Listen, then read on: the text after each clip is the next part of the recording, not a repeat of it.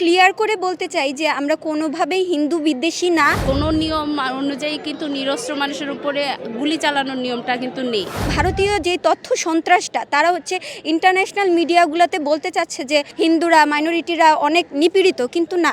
জয় দিনের নিয়মিত আয়োজন জনমতে আপনাদের স্বাগত জানাচ্ছি। আমি শাহরিয়ার নাইম। মুক্তিযুদ্ধের সময় পাকিস্তানি হানাদার বাহিনীর বিরুদ্ধে সাধারণ মানুষ, শ্রমিক জনতা যেভাবে ঐক্যবদ্ধ হয়ে ঝাঁপিয়ে পড়েছিল, ঠিক একইভাবে 25-এ এসে আমরা দেখেছি বিএসএফকে রুখে দিতে বাংলাদেশ বর্ডার গার্ডের সাথে সাধারণ মানুষের যে ঐক্যবদ্ধতা, তা ছিল চোখে দেখার মতো দৃশ্য। ভারত বাংলাদেশ সীমান্তের চলমান উত্তেজনা নিয়ে এবং যুগ যুগ ধরে চলে আসা বাংলাদেশ সীমান্ত হত্যা নিয়ে সাধারণ মানুষের প্রতিক্রিয়া কি, চলুন জেনে আসা যাক।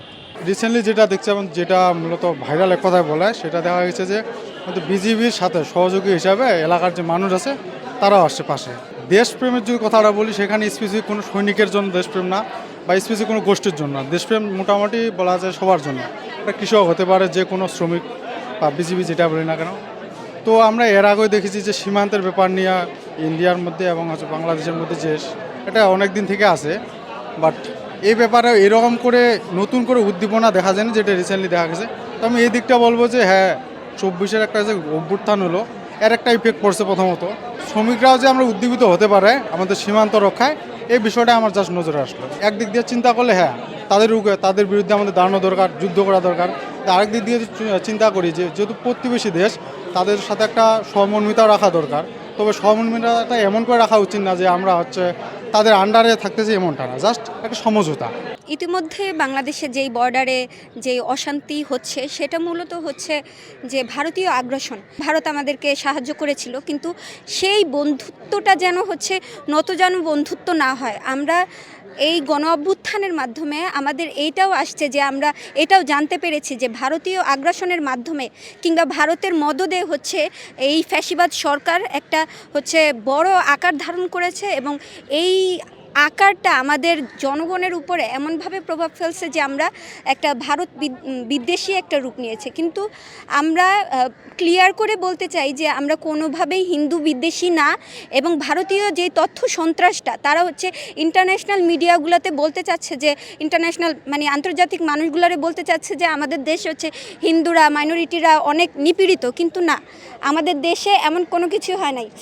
কয়েকদিন আগেও ভারতের যেই মিডিয়াগুলো প্রচার করছে যে প্রতিমা ভাঙচুর হচ্ছে, তারপর আগুন লাগানো হচ্ছে। হ্যাঁ, কিছু জায়গাগুলোতে হতে পারে, কিন্তু সেইগুলো হচ্ছে দাঙ্গা লাগানোর জন্য করা হচ্ছে। আওয়ামী লীগ তার বিভিন্ন ট্রাম্প কার্ড খেলার চেষ্টা করছে, কিন্তু বাংলাদেশের মানুষ এই অসাম্প্রদায়িক একটা জনগণ, যেখানে হচ্ছে বড় বড় দাঙ্গা লাগানোর চেষ্টা করেও সেটা হচ্ছে বিফল হচ্ছে। গণ অভ্যুত্থানের পরে একটা সংস্কারের একটা আলাপ উঠেছে যে আমরা বাংলাদেশকে আবার নতুন করে দেখতে চাই। সেই বাংলাদেশকে আমরা কিভাবে দেখতে চাই? ভারতীয় আগ্রাসন মুক্ত দেখতে চাই। আমাদের সাধারণ জনগণও হচ্ছে সীমান্ততে পাহারায় এসেছে, এবং এটা খুবই একটা বাংলাদেশের জন্য ইতিবাচক দিক বলে মনে করি আমি। দেশের স্বার্থে কোনো রকমের কম্প্রোমাইজ হবে না, কারণ হচ্ছে আমাদের দেশে যখন কোনো ক্রাইসিস আসে তখনই আমরা এক হই, এবং ভারতীয় আগ্রাসন বা ভারতীয় মিডিয়া বা ভারতীয় তথ্য সন্ত্রাস, ভারতীয় হিন্দুত্ববাদী, উগ্র হিন্দুত্ববাদী সরকার যারাই হচ্ছে বাংলাদেশের হচ্ছে বিষয়গুলোতে অশান্তিকর পরিস্থিতি সৃষ্টি করতে চাইবেন, সেইগুলো হচ্ছে আমরা রুখে দিব। আন্তর্জাতিক আদালতের নিয়ম বলেন বা যেখানেই বলেন, কোনো নিয়ম অনুযায়ী কিন্তু নিরস্ত্র মানুষের উপরে গুলি চালানোর নিয়মটা কিন্তু নেই।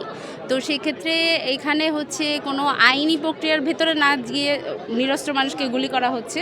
তো এই জিনিসটার বিচারের বিষয়ে আসলে বাংলাদেশ সরকারের উচিত আন্তর্জাতিক আদালতে এই বিষয়ে নিষ্পত্তির বিষয়ে হচ্ছে যোগাযোগ করা।